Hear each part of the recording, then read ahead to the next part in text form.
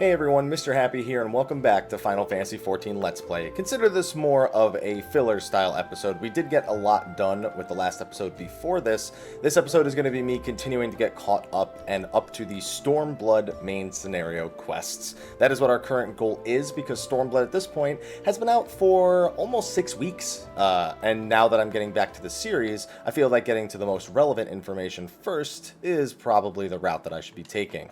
Last episode? I was going to say last patch for some reason, because I was about to say patch afterwards. Last episode, we covered all the 3.1 main scenario quests. Our goal in this episode is to just kind of go over certain things that maybe I missed in the last episode, while also completing the 3.2 quest. Felt like my controller bugged out for a second there. I might have just adjusted it a little too far. So, 3.2 is probably the last patch, as I stated in the last video, that we'll be able to do a single video for the entire patch. But if anything, this should help give you an idea of how long the main scenario quests are for this set of patches, as opposed to the A Realm Reborn ones. A lot of the talk in the last episode was specifically regarding the story skip potions and if they're valuable to use, and if you should buy them and whatnot, and how I don't want to do that with this character. So we have how long of a video? So we're not even 2 minutes into the video yet. So let's just try to keep track of how long this video takes for me to go all the way through 3.2's main scenario quest. I actually don't remember anything at all about 3.2's main scenario quest, which is kind of strange, to be honest, but hopefully that doesn't mean that there were some hidden secrets that make this take a lot longer. Well, they wouldn't be hidden, just forgotten, I suppose.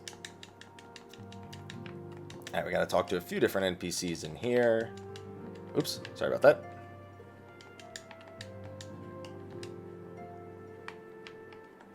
Alright. I'm really looking forward to getting to talk about White Mage after we get past all these story quests. Just because, man, when I was leveling White Mage to 70, dude, I was like, this is so much fun for dungeoning. I haven't done some of the extreme primals as White Mage, although I haven't yet gotten to do any of Savage on White Mage. So hopefully, what I'd like to accomplish is doing Savage on this character. Listen, you guys have seen my not great controller skills prior to this. I'd say that's the one factor that's maybe making me hesitate a little bit. It's not great. It's not great. Without Cleric Stance to flub up anymore, it might improve, but let's just say I gotta do some confidence building, because while I don't think this tier of Savage is necessarily unreachable for me to play White Mage, I do need to get better at controller. I could do it on White. I feel confident on White Mage on mouse and keyboard. But if you were to tell me right now, hey, Happy, can you come fill in for a White Mage on your controller player, on your Healer Happy series, I'd be like, I guess I also want to show people how to not do it wrong. Because that's probably what I'd accomplish best, is just being like, well, here, see everything I'm doing here. I want you to pay very close attention. I need you to look at that and never replicate that ever in existence. So my voice feels a little harsh. I'm going to drink a little bit of sweet tea I got right here. Sorry about that. Okay. Now, in case you're wondering where I'm going to put that gauge on my screen, it's not going to be there for very long. Normally, for my job gauge, as soon as I actually end up needing it, I'll move the gauge to right about here. Yeah, seems like a good spot. And I'll shrink it down to the smallest size possible. Alright, that feels good for me. I really don't like the gauges being that large. I also feel like they don't need to be. I could probably center it a little bit more just so it doesn't look as ugly floating out there on its own. Not overly concerned about it, but why not?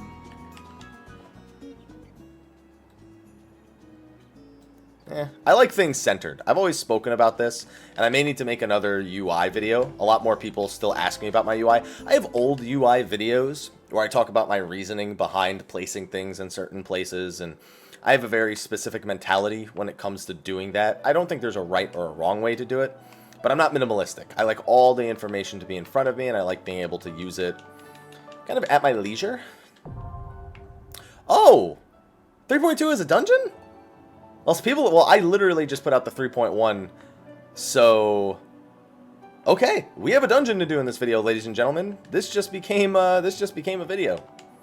Alright, so the Antitower, I completely forgot about the Antitower. Antitower is the 3.2 main scenario quest dungeon. It's actually one of the shortest, and in my opinion, one of the easiest ones in all of Heavensward's main scenario quests, and it has some great callbacks to some older Final Fantasy stuff. So we're going to queue into that. I will, of course, cut away if... No, I won't, because it literally took 2 seconds to pop. Yeah, I completely forgot about the Antitower. People are definitely going to be correcting me in my Return to Stormblood video, where I keep talking about how, oh, 3.2 doesn't have a dungeon. I can't, 3.3 has Sorkai and Nidhogg, and I'm like... And everyone's going to be like, happy. Dude, Antitower? Hello? Earth to happy. There's a dungeon you're forgetting to talk about. People are going to call you an idiot. Well, the good news is I have an entire video to look like an idiot now. Well, 2 videos, if you want to include the last one. So, Antitower, pretty straightforward dungeon. In fact, it has some of the easiest trash pulls up until the very final stretch, in my opinion. This will be a good back on White Mage dungeon to do. Looks like we have 1 first timer, which is totally cool. I only have 14,000 health, is that right? Man, do we really have that little health as a White Mage? I guess so, man. Because my item level's only 2 hundo with 1 230 piece. But still, man, a little surprised. Oh, man, my focus target's way up there. I don't even know why I bother. So for the first several pulls, you can't do big pulls here. That's one of the reasons why this is one of the easier dungeons. When it comes to... Oh, what do you do? Oh, can you bring him back into the thing? Oh, Yo, this tank gets commendation. I don't care. He did the one thing I wanted him to do. I didn't even arrow 3, man. Just immediately went into the holies. I saw that I had accidentally used Shroud of Saints, aka Lucid Dreaming as it's called now, as of Stormblood, and I was like, I should probably just start holying. Yeah, so as you can see, I literally threw him 1 regen. I haven't even re-regened him yet. That's the ease that we're talking about with this dungeon. Oh, this is the perfect dungeon for me to remember all my keybinds that I'm going to forget by the next video, and then you guys can make fun of me for it like we always do. Alright, so after you kill those 3, the path will open to the next 3. That's it. You can't do pulls bigger than this in this dungeon. So, it's like the perfect opportunity for me to DPS as a healer. What's taking that guy so long? Is that guy still at the beginning of the dungeon?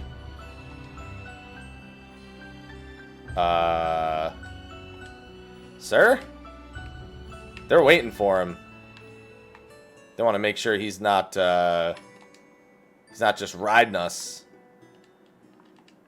I'm gonna wait for them to type it out. Waiting on that other guy. And day now. And day now. What if he disconnected? What if he was lagging and he disconnected while he was running up or something? Because he didn't type, like, BRB or anything. Unless he did. Nope. He's the first timer. Sir? Sir? Please? I don't want the first 5 minutes of this waiting for us to be us waiting for a vote dismiss. Sir, I can't even go back to see like what's going on to see if he's like disconnecting or something. I wasn't paying attention during that first pull, so we'll find out eventually. Oh, wait. He's making his way over here.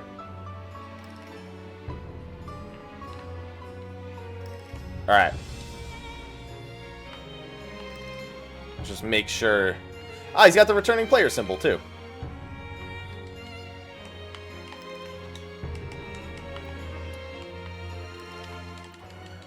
I might as well just use Lucid Dreaming every chance I get at this opportunity.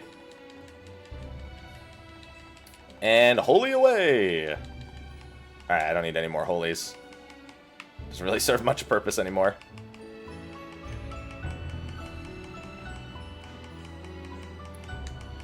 Yeah, so there's not much to say about these pulls. The next pull, there's like one thing to say, but that's it, and it's like barely relevant. So again, this is the first dungeon we've done since Stormblood released. You notice that one big change immediately is that I'm not stone skinning between pulls because I can't anymore. So with this pull, by the way, I think it's when you kill the River Tamer, 2 more ads come out, but it's still only like 4 ads max, so it's really easy. And besides, oh, I got, all right, well, I don't have Asuna because I didn't take it, so, fun? I mean, there's nothing I can do about this paralyze. I just have to deal with it. Ugh. Come on. Okay, it's gone. And that's it. We're at the first boss after this pull. Like, that's it. I wasn't kidding when I said that it is a very, very easy dungeon in terms of trash. Even between the first and the second boss and the second and the third boss where it gets a little more hectic, maybe, if you don't know what you're doing, it's still nothing compared to, like, half of the other dungeons in the game. I could probably think of some pre-level 50 dungeons that have more threatening standard trash pulls than this one. So the first boss, here we go. The first boss is this giant Pirogo, Zuro Rogo. Has very, very simple mechanics. One of them even, the tank sometimes doesn't even do, or at least I've seen it in the Duty Finder, and it has absolutely no bearing on the fight. So this should be a fairly simple call out. So for now, he's doing absolutely nothing. You can just DPS. He'll drop these water bombs. He's going to start dropping those a lot more when he gets to a certain other mechanic in the fight. So those bubbles explode. I think they give you determination down if you get hit by them, which makes you deal less damage. Now this cone attack right here, you can see that he just kind of does it in a direction. He could actually go around it and get in range, but you can move out of that conal attack that pulses over and over again. You don't need to stand in it and take all the hits. See how weird it is not going in for Fluid Aura, by the way? I haven't even, like, regened him after the first little bit. I'm going to regen him right here, but it's not really much a point. Okay, so now he's going to turn 2 of us into frogs. Okay, he picked me and he picked the tank. So now there's these 2 choir toads right here, while the boss himself just drops a ton of AoEs on the group. He drops water bombs. He's AoEing with Frog Song every couple of seconds. But as soon as those 2 frogs are dead, everything stops. We get untransformed, and we can go back to kicking his butt. Now, Toy Hammer right here is on the main tank. Unfortunately, I don't have Asuna. Normally, you get rid of that by Asunaing it. Sorry, no Asuna. Not like it's a big deal. Just apologizing to him real quick. And then that choir toad doesn't actually transform people. It just starts hitting people for damage. You can kill it if you want. Doesn't really matter. He does 2 more bubbles. He's going to do more water bombs. And if you wait long enough, then he starts transforming more people into frogs and more water bombs and more AoEs. But you pretty much saw the entire fight there. That Toy Hammer, you should take Asuna for it. What that Toy Hammer does is it stuns the tank. And then he'll do that cleave attack on them. And they have no way of moving out of it. So if you Asuna it, the tank just moves out of it. And it does no damage to anyone. It's meaningless. So that's the first boss. Moving on to the second set of trash. Here you can start doing big pulls. So we have Shirlane Mimics, and then you can pull those forward to this Doorkeeper. And when you go to the Doorkeeper, well, if he's a Doorkeeper, he's keeping doors. So he'll summon a bunch of doors that summon homunculi, and these homunculi, they attack. It's whatever. This pulls can start hitting harder, but we're pretty overgeared for this, so even me, I'm not really overgeared for it, but more than okay enough. So let's talk about a few of the other changes. Now we're interacting with some of the other jobs, and we're getting to see the benefits of some of the other job changes taking place. One of them is you can see Paladin actually has AoE damage now. So they gave them a weapon skill that they get in their late 40s called Total Eclipse, which doesn't have increased enmity like a lot of the other tank AoEs, but it does do AoE damage, something that Paladin didn't have prior to Stormblood, and they get it at a fairly reasonable level, and they can use it for AoE damage once they've established enmity with Flash. So it's a really good option if you have quite a few targets available. Now, next on the list is Bard. Now, we have 2 of them, so unfortunately I can only talk about Bard once. But you'll notice I have this critical up buff on my buff bar. Bard's songs were completely reworked. Their cast times were removed, and all their songs got new effects. But they all, at their base, have this critical up effect, or their 3 main songs, I should say, have this critical up effect. And basically, if played properly, a Bard has a permanent 2% crit increase on the party. And it's incredibly powerful, especially over long encounters and dungeons. You'll also see sometimes their songs pop up above their head. A lot of the times that's Peloton that replaced... What's the name of the ability? It replaced... Somebody help me, I'm being an idiot. It replaced Swift Song. Which is obviously not a big deal to have that replaced, but it's just something to bear in mind. I can do 1 more Holy. In fact, I probably shouldn't even do that. Well, actually, I don't have anything else to do with my MP, so I guess I might as well. I'll re-arrow 3 here. By the time we get to the boss... So one thing is, these bards could totally play MP Song. Can a song give me mana or not? Okay, so the Paladin's actually asking for Mana Song. I'm not. So that's Refresh. So instead of Mage's Ballad giving MP, Bards and Machinists now both share an option called Refresh and Tactician. And Refresh is MP and Tactician is TP. It replaced the old Payon and Ballad, and now Payon and Ballad have their own effects, like we were talking about earlier, that are completely different from that effect. So the fact that we have 2 Bards means we could have double the Refresh, which means I could probably go ham here. If, assuming I was getting Refresh from both of them, or one at a time, because they don't overlap. It would be really nice, but I don't think I'm going to have that luxury. So I'll just stick to what I got. And now we're at the second boss. Kill those ads, kill the homunculi. Ziggy is another boss where it's pretty... I'll kill stones. Alright, I tried to type I'll kill stones, and it said I'll kill stones, because I can't type when I'm under pressure like that. That was the effect of one of their single target songs, by the way. So Ziggy's main thing, he's got a cleave attack, but this right here, this Stardust, these slowly grow.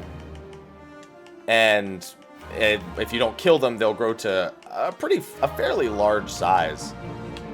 And once they grow to their maximum size, they'll explode. Now, they'll still explode in a little bit here, but now we have all this extra time to DPS where the boss doesn't really have any mechanics, as long as we don't stand in those Stardusts.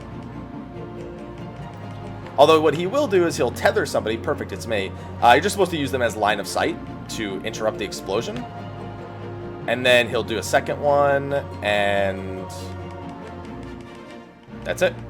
And then he'll pretty much just keep repeating that, but he'll summon some additional adds as well.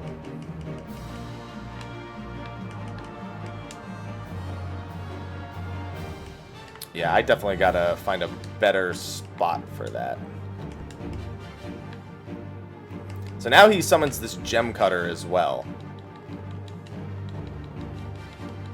So I'm actually going to throw out a few holies here, as opposed to what I was doing before. If you have pretty good DPS, honestly, you don't even see these 90% of the time. It's just, he sometimes dies so fast, you sometimes don't even see to this next mechanic right here. So same here, he's still going to do the tether, which you can LOS, but at one point he's going to teleport away. He might actually die before he does the teleport, unless he does the teleport right now. Nope. So he'll blow up 2 of them, and then he'll teleport, and then he'll still have the tether on you, so you have to adjust. But pretty straightforward fight. What's the loot item level from here anyway? 195, so not even up to par with what I have equipped. Not to mention, you know, what I'm going to have in a little bit. So this is the only big pull that can start to hurt. So as we walk down here, there's going to be wind-up mages and wind-up Vikings. There's also going to be these big adds coming a little bit later as we run all the way down. That guy's going to be dead before we even get to the bottom, so that's going to make things a lot easier. And then you can see them, they drop from the ceiling right there. And then it's pretty straightforward from here. It's just these guys can hit a lot harder. They have an attack that powers themselves up. That's really where the big pain comes from. But they also have cleaves and stuff. There's cleaves and AoEs that come out here. But with Holy and Regen and Asylum and all this stuff, see there, I kind of made them immune to stunts a little early. It just means you gotta be a little bit more careful. So there's the attack, Berserk. So they both just use it. Now they both hit a pretty decent bit harder. Still, though, with only the 2 of them left, it's nothing we can't handle. And this is probably still about the halfway point to the final boss, in terms of from bosses 2 to 3.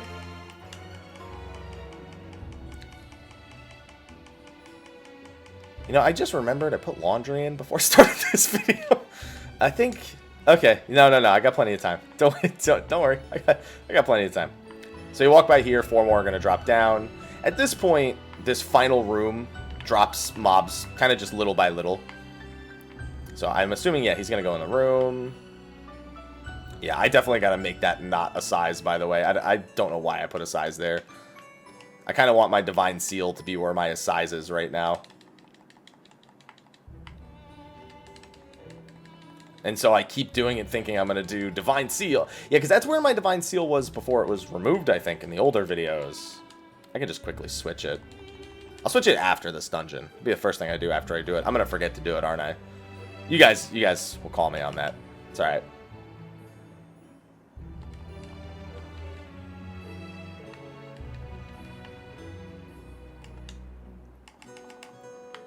And with this mage dying, we should get the next set of ads. And then from this point, you can't really pull any bigger. You just have to kill them as they come out. So it's these, the Magus and the Viking. And then it should be a Magus, a Viking, and 2 of those Centaurs. You can see the statues on the ceiling, if you're ever curious about what ad is coming next. So one of the biggest things about the change to healer damage, scaling with mine now, is that White Mage's Assize skill is ridiculous. I don't think there's any better way to put it. It's just ridiculous. Because it now deals the full damage and the full healing, plus the MP regeneration effect every time you use it. Like, it's insane how powerful Assize is. And then when you actually have lilies, which I don't right now, you get the cooldown reduction on it. If you cast it with a couple lilies, you get way more of them throughout a fight, and it just starts adding up real quick.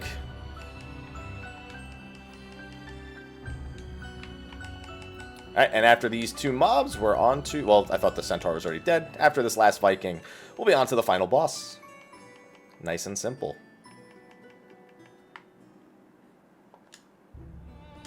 Alright, let's go. Last boss is pretty easy. A little tedious, but pretty easy. So, if you've ever played Final Fantasy IV, you'll recognize these little nightmares right here. Kalka and Brina. This is even their theme from Final Fantasy IV. So, at the start of the fight, they'll just kind of go all over the place. They're just going to ignore you entirely. Hey, remember when I said Assize was really good? Yeah, another situation where it's really good, by the way. When it hits 6 targets that are like super spread out around the arena. Kalka and Brina themselves have really low HP, and they just do a bunch of conal and donut AoEs. Kalkas do the conal AoEs, and Brina's do donut AoEs. And then you gotta kill all 6 of them. And once you kill all 6 of them, they'll converge into the middle of the room. And then the actual boss fight starts, because obviously it wouldn't be that easy. And when I say the actual boss fight starts, I mean this thing is really easy also. So, it's an aggro reset. Obviously, there's no aggro at the start of this. The first mechanic you'll see is that, which is that conal sight attack. I believe that confuses you and causes you to attack allies. Excuse me.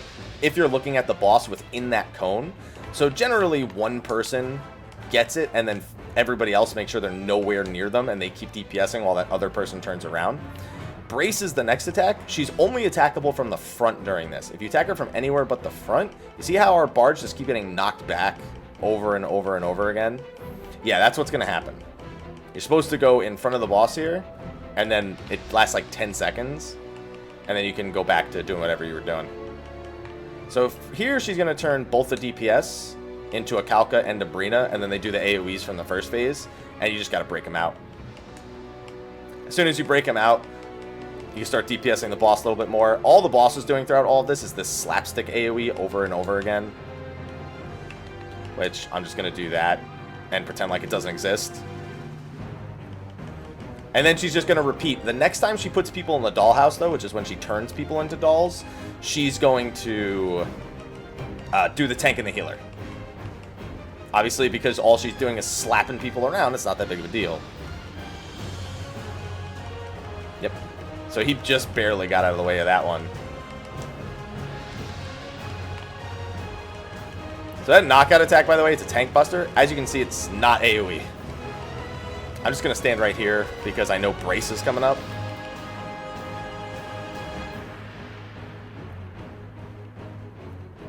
Whoop, whoop, whoop. Yeah. So, yeah, they're just taking a ton of damage. So I'm just going to do that. Honestly, they can just kill the boss here. They don't even have to free us. There's really no reason to, as you can see. And then that's it. That's the whole boss. See what I mean? Antitower, one of the easiest main scenario dungeons, goes really, really fast.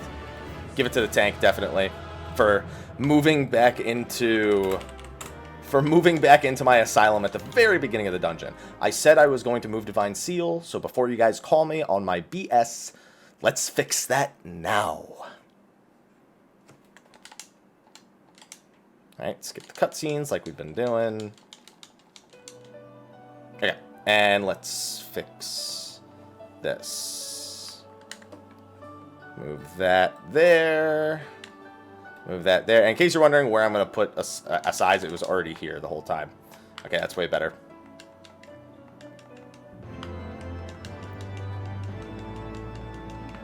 And let's see how much longer it takes to actually complete the 3.2 main scenario quest, because I don't think there's any solo instances from this point on. I think it's just a few quests.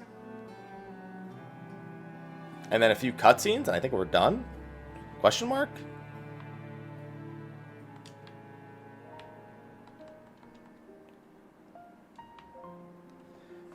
So Antitower's done. I can't believe I forgot about Antitower, man.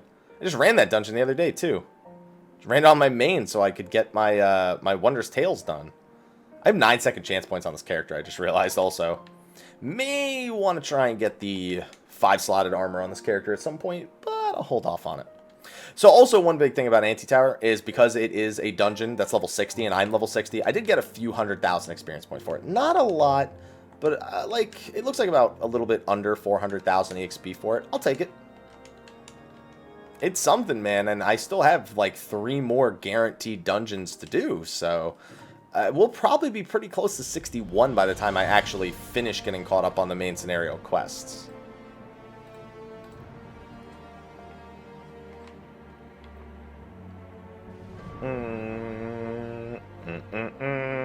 Okay. Bam, bam, bam.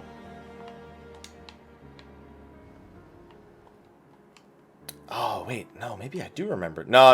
Okay, I'm mixing this up with the 3. No, this actually is, I think.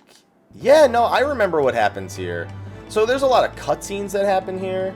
I don't think there's anything else in terms of content that happens here, though. I'm 100% certain I remember what happens here story-wise, though.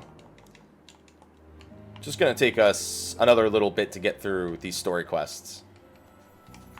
So, okay, so far we're looking at total time to complete 3.2 main scenario quests, including the Antitower that we just did, even including the first 3 minutes where somebody was AFK. We are now looking at approximately 30 minutes.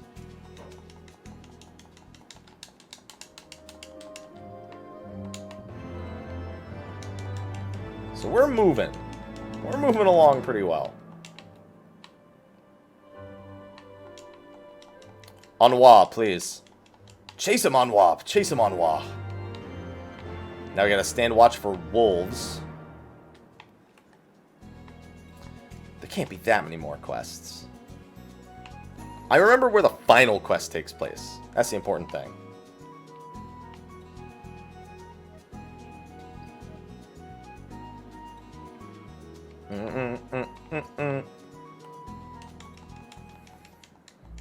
Oh, well, I guess I'm not the only one here doing this. Don't worry, I'll be holying enough for both of us.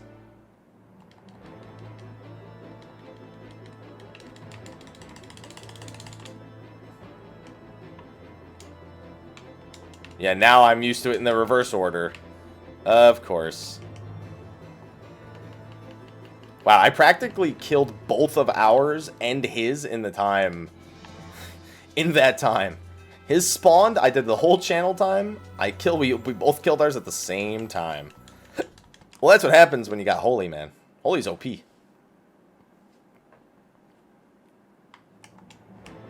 Oh, that's not the only wolf. There's no way. There's not a chance. Oh, I was correct. There was not a chance because there was also one behind me. And I'm blind.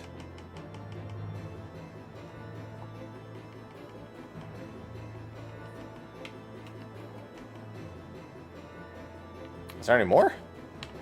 Is that it? That's it. Let's go back. 3.3 is going to take me a while. I think I'll be alright with Nidhogg. As long as I hit it up with people in the trial roulette. Nidhogg is a pretty easy fight to heal on normal. Even on extreme, I've healed pretty much every extreme primal in this game at some point. I think maybe I didn't heal Sophia and Zervin. Probably would have been two of the easier ones to heal at that. Alright, search for Thancred.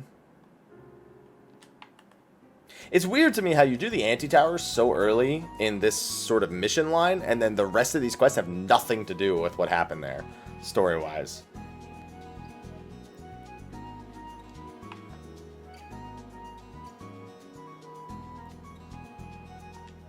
How far out is he? Oh, he's over there, okay. There's a lot of cutscenes here, man. I'm kind of glad that we skipped cutscenes for this series. I'm doing the same thing for my Final Fantasy XII Zodiac Age series. I'm getting a new microphone, by the way. I think I've just destroyed this one from me being from New Jersey and yelling like an idiot all the time. I have a pretty harsh voice, too. Like, it grits a lot, so it kind of picks up and causes a bit of issues with the microphone, so... While the first few parts of that Final Fantasy XII video, and probably the first few parts of this, are going to be a little grainy on the audio, hopefully that'll be resolved. I have an XLR cable, it goes through a mixer, and I've mixed it several times, and give it a couple of days, and it'll still go back to being the way it was. I think I've just destroyed this microphone beyond all belief. Either that, or it's just way out of my vocal range. My pitch.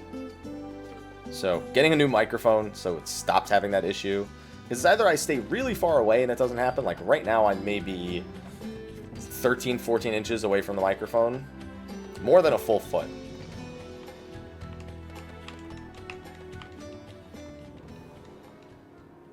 There's also something else maybe I could do.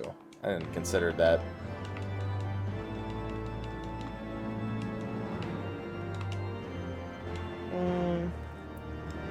Take a look around. I might have another solution to that as well. But I am getting a new microphone soon.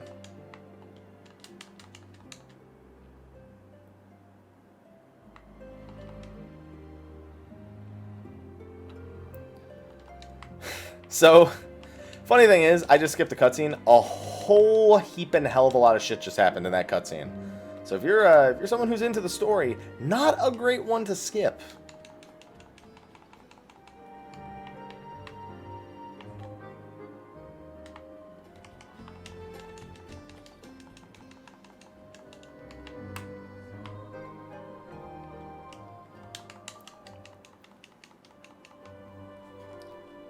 Alright. Unfortunately, there's not much to talk about right now in terms of Stormblood stuff, other than just looking at my EXP and hoping that I can get more than 15% through a level. I'm also trying to pick... Yep. I guess that's the next thing, is the weapon upgrade I'm going to be given. Now, the thing is, I actually have a pretty decent weapon. So at the end of 3.1, you'll have your armor. At the end of 3.2, you'll have your weapon.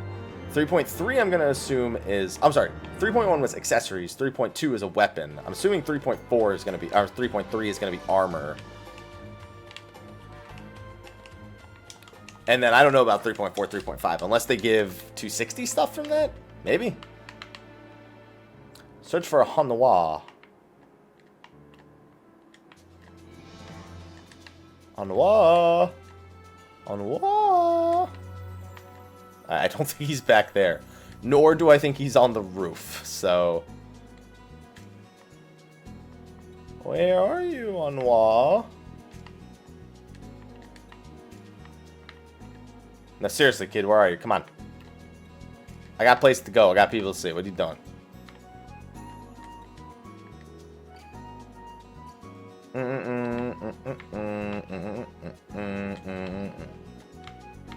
There's a kitten.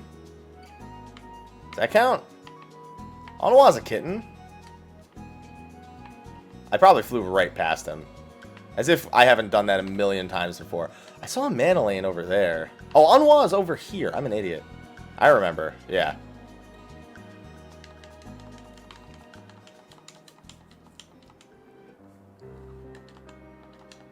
Yeah, as you can see, some things happened.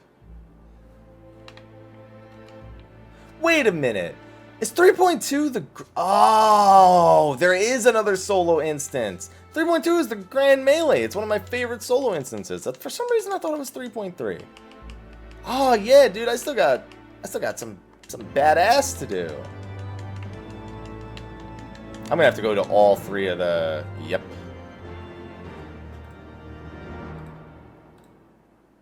How did I forget about the Grand Melee? It's like the best solo instance. It's not the best solo instance. It's one of the better ones. Wow, that's actually going to make this video pretty long. Good, that means my laundry will be done. By the time I finish this video, I can go right downstairs and grab my laundry.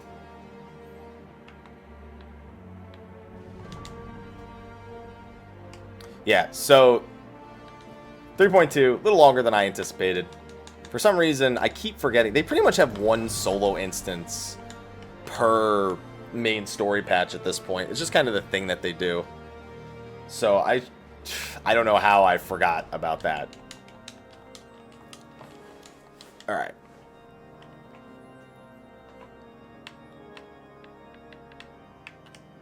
Yep, and here it is.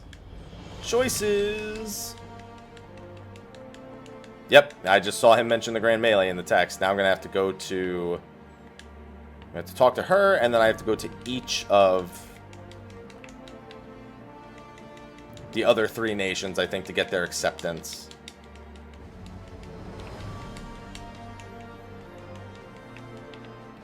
Nope. Deliver the letter to Hilda. Not quite yet. Almost there. Maybe I remembered it incorrectly. Come on, move those turkey legs, come on. Go faster. Letter to Hilda. I will be fighting in the Grand Melee. Search for a Manolane in the pillars. Ugh. Alright, where are you hiding out, a Manolane? The Jeweled Crozier? Alright. Why did I not just take the teleporter down there? Don't ask me questions. I'm sorry, guys. I hate Ishgard. I hate this specific spot in Ishgard just because of the map is very not... Alright, it's my fault. I understand. I understand. There he is. If you were trying to hide in Manolane, it's not going so great. Doesn't really look like he's hiding. If he is, it's in plain sight. Then we go back to our most heavenly knights. That'll be the Forgotten Knight. Oh, that's the wrong one. I'm used to going to the Forgotten Knight from the palace, which makes Forgotten Knight the first on the list. I just forgot.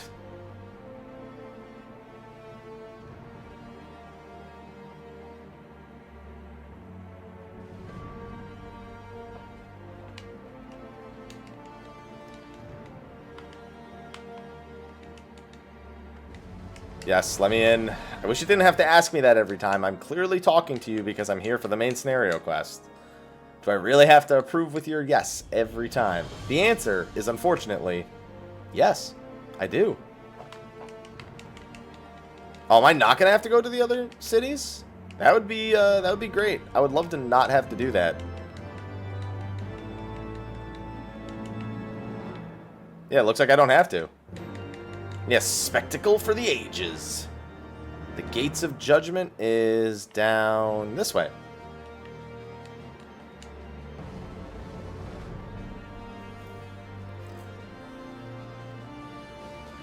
I don't think I did the Grand Melee as a melee before. No, I did it as... Did I do it as Monk or Ninja? I think I did it as Ninja.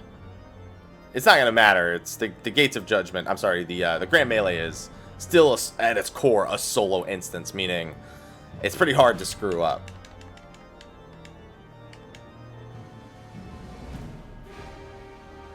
Oh, good. It's right here, then. And then right after this is the end. So take the time of this instance plus the time to hand in the very end of the quest, and you have the total time it took for us to do 3.2. Although, obviously, I'm a healer, so my Q time into the Antitower was a bit of a factor. Alright, so Grand Melee, simple rules. I have to... Well, I'll explain it when it's on screen. It'd probably be easier that way. Gotta kill the tethered people. Alright, so it starts off just with us versus them. And then it's whoever has the highest tactical rating. So you can see it's a bunch of just everyone. But then there's going to be a tether on different people. And if you kill the tethered person, I think they take increased damage as well. No, they take less damage. But if you kill them, you get way more tactical points. So you generally just keep rotating between the NPCs that get selected for that, and then for your side they'll do the same thing. Their commanders and stuff will prioritize you over, or they will prioritize the people who are tethered on your team over the people who are not tethered, very similar to the way I'd handle it. And then you also have a Manolane who does some stuff. Eventually it's gonna evolve a little bit more than that, but if I can kill that Flame Veteran by accident, would also help. The NPCs also just land occasional kills, but it's about keeping pace over them. So now you can see that actually some of their commanders are being selected. So now we're killing Pippin. And I can also land a few kills with a size here and again. Once he's defeated... I don't think it's picking anybody. Ours is selected. Oh, now we're trying to protect our main commander, who's the primary target of everything right now. And I'm a healer, so I actually have the added benefit of being able to kind of deal with this. I can also just AoE them down. After a certain point, it's going to go a different way.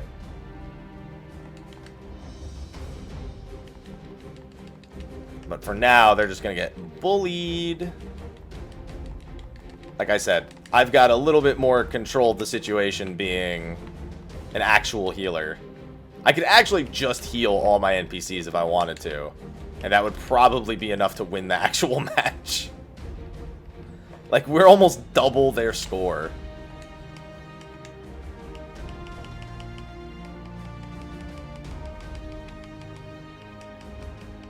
Victory is within our grasp. I don't know why it does that, but whatever. I'm just gonna stun their whole team. Seems like a good idea.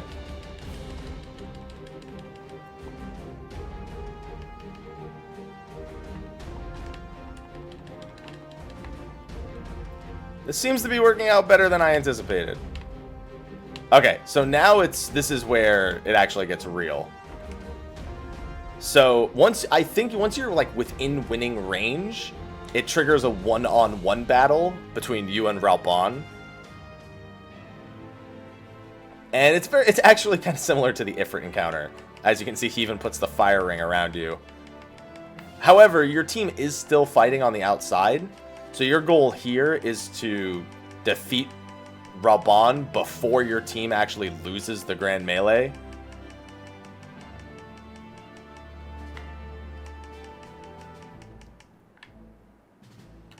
As you can see, a mini Ifrit fight.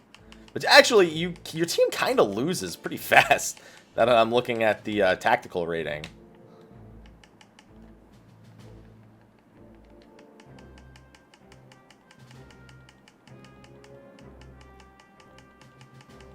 It's alright.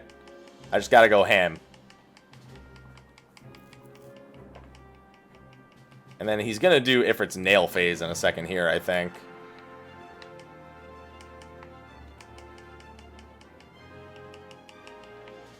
Yeah, so he summons a bunch of Tizona clones right here. Holy moly, that actually killed all of them? I didn't think it would. And now it's just, as long as you kill all those Tizonas, you don't have to worry about dying to this. Not that you'd probably have worried about it in the first place, but as you can see, Grand Melee is complete. Goodbye, General Alden. And that's it. That's the last instance of 3.2's main scenario quest, so we just have a few cutscenes to skip, and we're on to 3.3. Think of it, just a few more videos.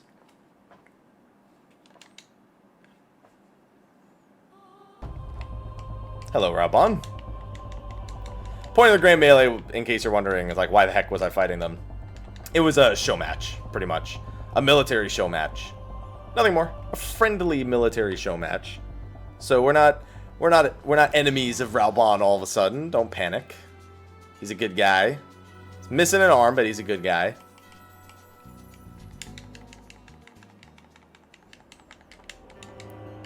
And then here's the last choice I would have gotten. I think I already have... Yeah, and the victory... I already have a 250 weapon that I bought with, like, Gil before. What was I trying to get item level for? Was it for the Weeping City in part 104 that I bought this? I think it might have been.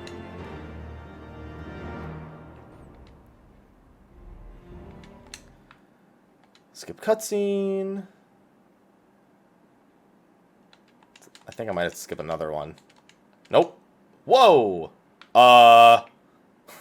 Okay. That was interesting. Yeah, I think I skipped the entire scene.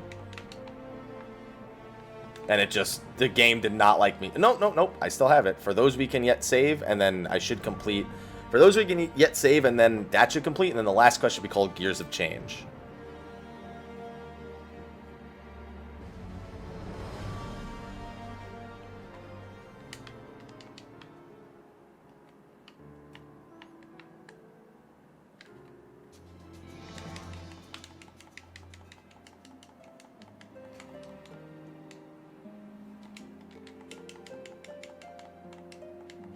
Alright, skip this. This is a really long cutscene, but it's really badass if you have the time to watch it.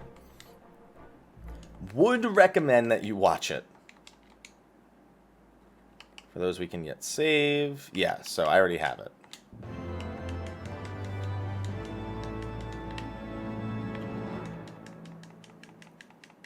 And then I think this is called Gears of Change. No, this calls Cause and Costs. Alright, that's fine. Maybe there's still one more after it. Well, I can tell you my laundry's definitely done now. But we're, so far, I mean, to be fair, though, I make it seem like it's taking forever, but 49 minutes for an entire patch so far is not a bad time. Would have been 3 minutes shorter if, like, I wasn't kind of AFK and missing for the first couple of minutes of that dungeon. We also had, like, nobody doing the mechanics on the last boss, which also adds to it. And then we gotta wait. Really, really long wait right here. By really, really long, I mean like 5 seconds max.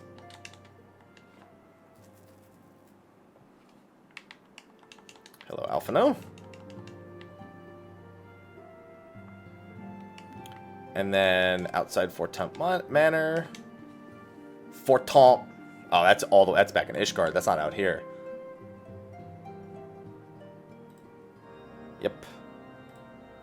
I wonder if the last quest in this one isn't called Gears of Change. I wonder if that was in Alexander for some reason.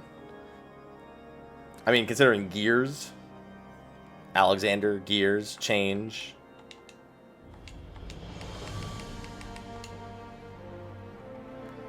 Because we all know that every time a quest takes you back here, it's the last quest. It happens every time. Oops, my bad. Ooh, I do get gear. Fending, maiming, yeah, so there's one more called Gears of Change. And that's going to give me... Oh, that's going to give me my healing gear also. Sweet. You have learned the battle stance.